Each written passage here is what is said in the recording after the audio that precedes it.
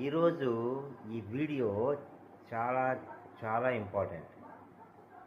ఎందుకు అంత ఇంపార్టెంట్ అంటే మీరు జాగ్రత్తగా మరీ వినండి.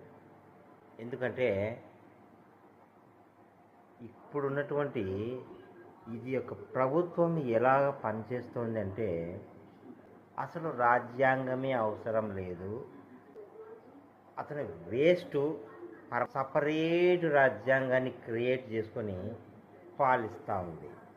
సో అలాగే ఇలాంటి రాజ్యాంగాలు ఇంకా ఇంకా ఎక్కువ కావాలని, మంచి రాజ్యాంగాలు ఒక 10 కావాలి.